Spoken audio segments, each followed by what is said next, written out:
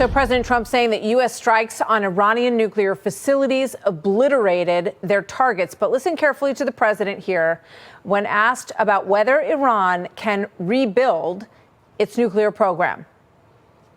How confident are you that Iran's capabilities have been completely demolished? I think it's been completely demolished. You don't believe that Iran can rebuild its nuclear program? Iran will never rebuild its nuclear. From there? Absolutely not. That place is under rock. That place is demolished.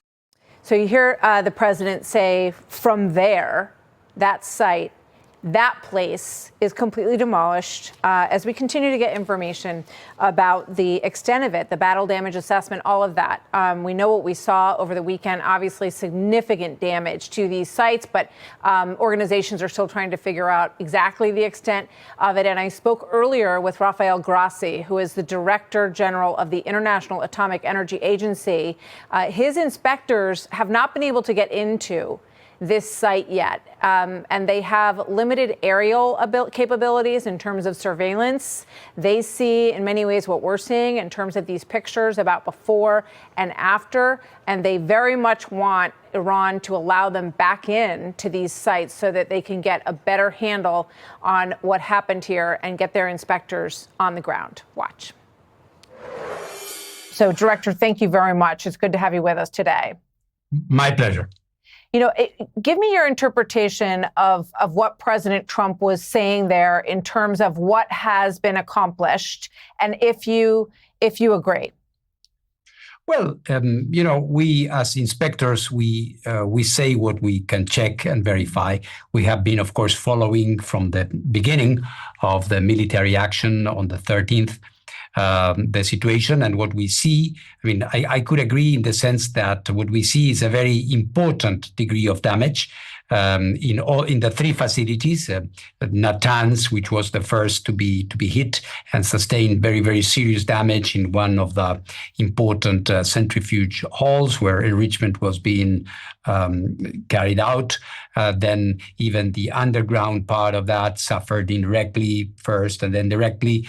Then Isfahan, a few buildings. It's a complex. It's a complex with many different buildings performing different activities. But the damage sustained there was also very important. Of course, Fordo, which was the more fortified and protected facility after the participation of the United States and the night from Saturday to Sunday, we have seen a lot of impact of course, of these deep penetrating projectiles. And so, although no one has been there inside to see, of course, the conclusion is that the damage must be, very, very, very important. You mentioned the other day that they had made no secret that they have protected this material. And I believe you even mentioned a potential site near Isfahan where you believe that this material, 900 pounds potentially of enriched uranium, was taken. So can you tell us today, is that what your understanding is, that 900 pounds of enriched uranium was taken to this ancient site near Isfahan?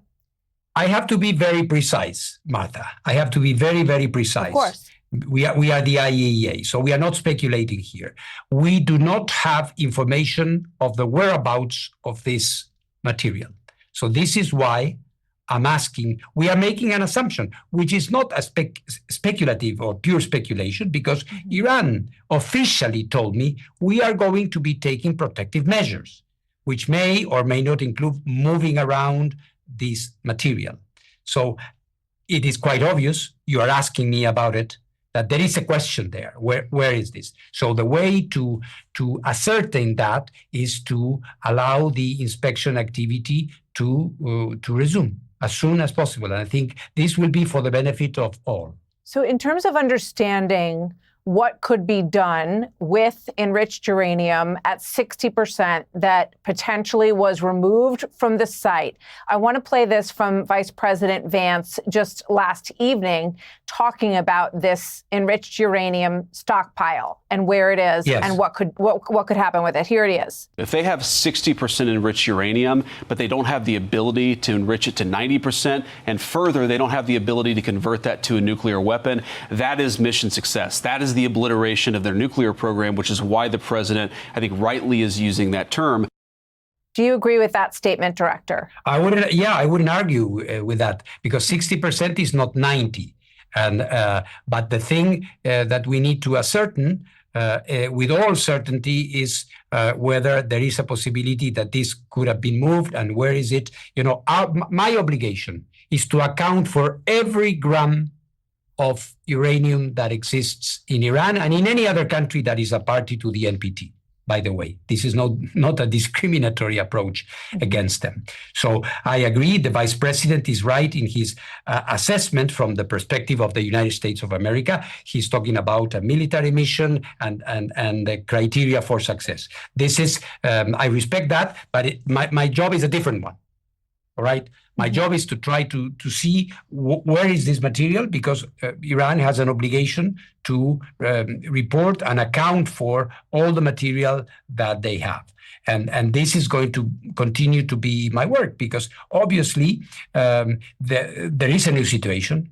Given what you have seen from the sky and understanding that you haven't been on the ground yet, how far back do you believe Iran's nuclear weapons program has been set by these strikes? Is it months? Is it years?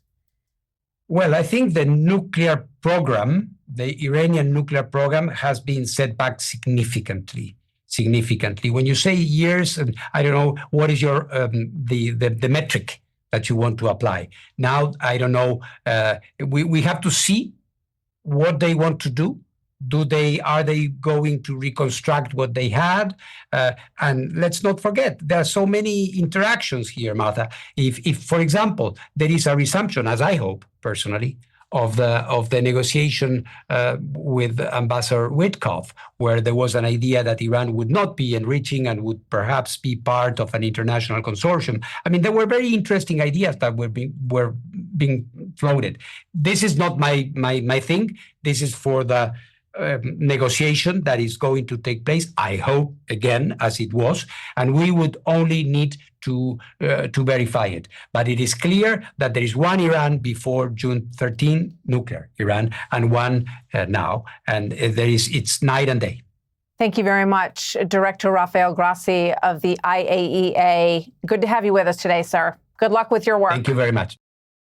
To reiterate what he said at the end there, he said there was one nuclear Iran before July 13th, and now there is a new Iran post that period. I also just want to point out that the Iranian parliament has said that they want to suspend relationship with the IAEA, and that they don't want the agency to be allowed into the country. That'll be the decision, obviously, for the Ayatollah. We also should mention that the battle damage assessment reports that we heard the night of this strike would take time to come out from the Defense Intelligence Agency. Those reports are starting to emerge, so we'll get a better picture of the battle damage assessment from our Defense Department as we start to get that from our own sources at the Pentagon.